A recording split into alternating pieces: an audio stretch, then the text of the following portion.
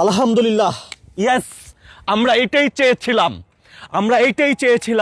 Breaking news, এই breaking নিউজটি শুনলে আপনাদের শরীরে লোম দাঁড়িয়ে যাবে। প্রিয় দর্শক, কে কোথা থেকে দেখছেন, আপনি স্ক্রিনে ছবি দেখতে পাচ্ছেন মোহানার, যে মোহানার সাথে অমানবিক কাজ করা হয়েছিল, যে মোহানা গৃহকর্মী হিসাবে কাজ করেছিলেন বিমানের এমডির বাসায়। তবে এই মুহূর্তে যে ব্রেকিং নিউজটি যদি আপনারা শোনেন, আপনাদের শরীরে লোম দাঁড়িয়ে যাবে। সবাই একবার আলহামদুলিল্লাহ লিখতে থাকেন। প্রিয় দর্শক, যারা যেখান থেকে এই মুহূর্তে দেখছেন, আমার কাছে এই মুহূর্তে যে ব্রেকিং নিউজটি আসলো, বিমানের এমডি স্ত্রী, যার নাম হচ্ছে গিয়া বিথি, এই বিথির 7 দিনের রিমান্ড মঞ্জুর করা হয়েছে এবং বিমানের এমডি তার রিমান্ডের মঞ্জুর করা হয়েছে 5 দিন।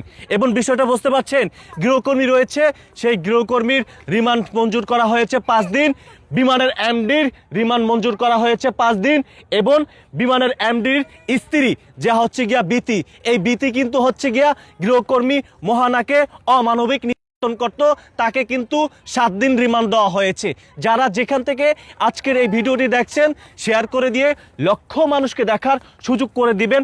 অবশেষে মোহানা সঠিক বিচারটা পাচ্ছে, অবশেষে মোহানার বাবার মুখে হাসি ফুটেছে, আলহামদুলিল্লাহ। যারা যেখান থেকে দেখছেন অবশ্যই কমেন্ট করে আপনাদের মতামত জানাতে পারেন। আজ আমি রয়েছি আরিফ হায়দার আপনাদের সঙ্গে। কি আপনাদের ঘটনা তো মনে রয়েছে, উত্তরা 9 নম্বর সেক্টরে গৃহকর্মী হিসাবে কাজ করেছিলেন মোহানা।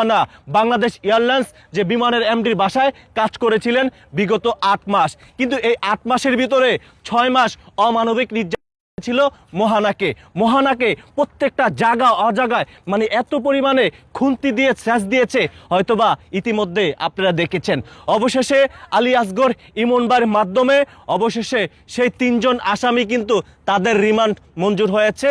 সেই স্ত্রী, বিমানের এমডির স্ত্রীর 7 দিন, যার নাম হচ্ছে গিয়া বিথি, বিমানের এমডির তার রিমান্ড মঞ্জুর করা হয়েছে 5 দিন, এবং গৃহকর্মী আরও একজন ছিল, তার রিমান্ড মঞ্জুর করা হয়েছে 5 দিন।